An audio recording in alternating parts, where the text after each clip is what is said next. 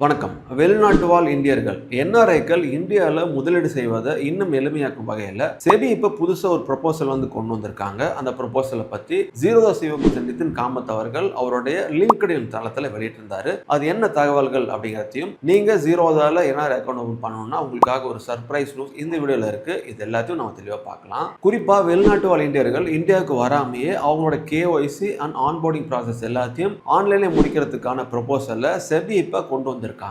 இந்த consultation paper August 14, 2024 அன்னைக்கு SEBI வெளியிட்டிருந்தாங்க. So ஏன் இந்த அப்டேட் முக்கியம், இதனால என்ஆர்ஐக்களுக்கு என்ன பெனிஃபிட் கிடைக்க போகுது, இந்திய நாட்டுக்கு என்ன பயன் கிடைக்க போகுது, அது எல்லாத்தையும் இந்த வேலை நம்ம தெளிவாக தெரிஞ்சுக்கலாம். என்ஆர்ஐ இன்வெஸ்ட்மெண்ட் ஏன் முக்கியம் அப்படின்னா, வெளிநாட்டில் சம்பாதிக்கிற பணத்தில் ஒரு பகுதியை இந்தியாவில் அவங்க முதலீடு செய்கிறாங்க. இந்தியாவில் ஈக்விட்டிலையோ மியூச்சுவல் ஃபண்ட்லையோ அல்லது வேற ஏதாவது ஒரு ஃபினான்ஷியல் ப்ராடக்ட்ல அவங்க முதலீடுகளை தொடங்குவாங்க. இந்தியாவுக்கு வெளிநாட்டில் இருந்து கேபிட்டல் கொண்டு வரதுக்கான ஒரு முக்கியமான வழியா இது இருந்துட்டு இருக்கு. அதனால இந்த என்ஆர்ஐ இன்வெஸ்ட்மெண்ட் ப்ராசஸ் எளிமையாக இருந்துச்சு அப்படின்னா அது என்ஆர்ஐ இன்வெஸ்ட்மெண்ட்டுக்கும் பெனிஃபிட்டா இருக்கும், இந்தியாவுடைய ஃபினான்ஷியல் மார்க்கெட்டுக்கும் பெனிஃபிட்டா இருக்கும், அதே போல இந்தியாவுடைய கேபிட்டல் ஃப்ளோவுக்கும் நல்லதா இருக்கும் அப்படின்னு எதிர்பார்க்காங்க.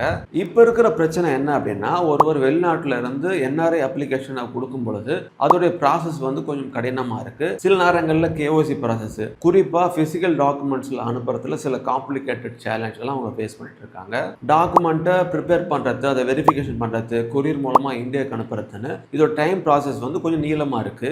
என்ஆர்ஐ இந்தியாவில் இருந்தா பரவாயில்ல, இதுவும் அவர் வெளிநாட்டில் இருந்தார் அப்படின்னா இந்த ப்ராசஸ் எல்லாமே இன்னும் கொஞ்சம் கஷ்டமாவே இருக்கு. ஸோ அதனால டேல இருந்து வாரத்துல இருந்து மாச கணக்கா இதுக்கான டைம் ஆயிரும். சரி, இப்ப செபி அதுக்காக என்ன ப்ரப்போஸ் பண்ணியிருக்காங்க அப்படிங்கிறத நான் சொல்றேன். அதுக்கு முன்னாடி நாங்க ஜீரோதாவோட அபிஷியல் ஆத்தரைஸ் பார்ட்னரா தமிழ்நாட்டில் 2012 இருந்துட்டு இருக்கோம். இந்த வீடியோ பார்க்குற மக்கள் யாராவது என்ஆர்ஐ அக்கௌண்ட் ஓப்பன் ஜீரோதாவில் பண்ண நினைச்சீங்க அப்படின்னா ரொம்ப ஈஸியா எங்களோட பிரான்ச் ஆஃபீஸ்ல இருந்து நீங்க பண்ணிக்கலாம். சப்போஸ் நீங்களே உங்க டாக்குமெண்ட் எல்லாம் ரெடி பண்ணீங்க அப்படின்னா அதை நீங்க நோட்டரிட்ட போய் சைன் வாங்க வேண்டியது இருக்கும். அதுக்கு 2000-3000 பணம் செலவாகும். அதெல்லாம் தேவைப்படாது. நீங்க தமிழ்நாட்டில் இருக்கிற எங்களுடைய பிரான்ச் ஆஃபீஸ்ல எந்த பிரான்ச் ஆஃபீஸ்க்கு வேணாலும் நீங்க நேரடியாக போனீங்கன்னா போதும். அங்க இருக்கிற எங்க ஸ்டாஃப் உங்க டாக்குமெண்ட்டை அண்ட் ஒரிஜினலை வெரிஃபை பண்ணி அவரோட சீல் வச்சு சைன் பண்ணி கொடுப்பாரு. அப்படி பண்ணி கொடுத்தாலே போதும், நீங்களே அதை ஆன்லைன்லேயே ப்ராசஸ் பண்ணிக்கலாம் அல்லது எங்க டீம் கிட்டே உங்களுடைய ஃபார்ம் நீங்க சப்மிட் பண்ணலாம். இப்போ நீங்க டிஸ்பிளேல பார்க்குற சிட்டிஸ்ல நீங்க இருந்து அந்த சிட்டி லிமிட்குள்ள நீங்க இருந்தீங்க அப்படின்னா உங்களுடைய என்ஆர்ஐ அப்ளிகேஷனை உங்க வீட்டுக்கு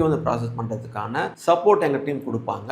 செபியோடைய புது கன்சல்டேஷன் பேப்பருடைய முக்கியமான பாயிண்ட் இதுதான். என்ஆர்ஐ எந்த நாட்டில் இருந்தாலும் சரி, அங்கிருந்து அவர் இ-சைன் பண்றதுக்கு உண்டான வசதியை அலோ பண்றது தொடர்பா இந்த செபியோடைய ப்ரொபோசல் இருந்துச்சு. இதனால பிசிக்கல் டாக்குமெண்ட் கொடுக்க வேண்டிய தேவை இல்லாம போகலாம். கேஒய்சி மற்றும் ஆன்போர்டிங் ப்ராசஸ் எல்லாத்தையும் டிஜிட்டலா மாற்றத்துக்கு உண்டான நோக்கங்கள் இதில் இருக்கு. இதனால டாக்குமெண்டேஷன் அதே போல கொரியர் அனுப்பி அதுக்கான நேரங்கள் செலவாகிற வாய்ப்புகள் ரொம்ப குறையும். என்ஆர்ஐ அவர் வெளிநாட்டில இருந்தே அவருடைய ப்ராசஸ் எல்லாத்தையும் கம்ப்ளீட் பண்ண முடியும்.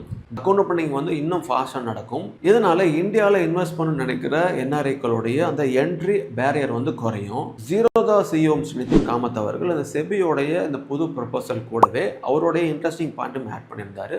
அது என்ன அப்படின்னு நான் உங்களுக்கு சொல்றேன். ஜீரோதாவுடைய தகவலின்படி அவங்க கிட்ட 50,000க்கும் அதிகமான என்ஆர்ஐ கஸ்டமர்ஸ் முதல்ல செஞ்சுட்டு வராங்க.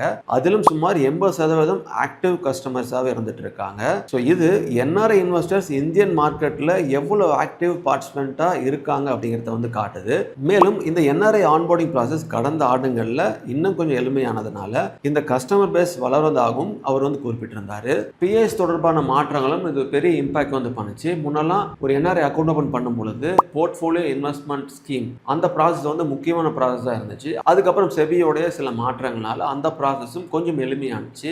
இப்ப பல என்ஆர்ஐ இன்வெஸ்டர்ஸ் என்ஆர்ஓ அதாவது நான் பிஎஸ் அக்கௌண்ட் வழியா மார்க்கெட்ல பார்ட்டிசிபேட் பண்ணிட்டு இருக்காங்க. இதனால முன்னாடி இருந்த அந்த கஷ்டமான ப்ராசஸ் எல்லாமே கொஞ்சம் குறைஞ்சிருக்கு. அப்படி இருந்தும் பெரிய நெரிசல்கள் இருந்துட்டு இருந்துச்சு. இன்வெஸ்ட்மெண்ட் ப்ராசஸ் சில அளவுக்கு சிம்பிளா ஆனாலும் அக்கௌண்ட் ஆன்போர்டிங் இன்னும் ஒரு முக்கியமான ஒரு பாட்டில் நெக்காவே இருந்துச்சு, ஒரு கஷ்டமான ப்ராசஸாகவே இருந்துச்சு. குறிப்பாக வெளிநாட்டில் இருக்கும் என்ஆர்ஐ இந்தியாவுக்கு ஃபிசிக்கலாக வராமல் அக்கௌண்ட் ஓப்பனிங் ப்ராசஸை கம்ப்ளீட் செய்வது சேலஞ்சிங்காகவே இருக்கலாம். ஆனால் செபியுடைய இந்த ப்ரப்போசல் இந்த கேப் எல்லாத்தையுமே சரி பண்ண முயற்சி பண்ணுது. இங்கே நம்ம ஒரு முக்கியமான விஷயத்தையும் கவனிக்கணும். இந்த செபியோடைய இந்த கன்சல்டேஷன் பேப்பர் இன்னும் ஒரு ப்ரப்போசலாக தான் இருக்கு, இன்னும் ஒரு ஃபைனல் ரெகுலேஷனாக மாறல. ஸோ அதனால இப்பயே நம்ம ஆன்லைன்ல இருந்து மற்ற ப்ராசஸை தொடங்க முடியாது, 1-2 நாள்ல அக்கௌண்ட் ஓப்பன் பண்ணிடலாம் அப்படின்னு நினைக்க கூடாது.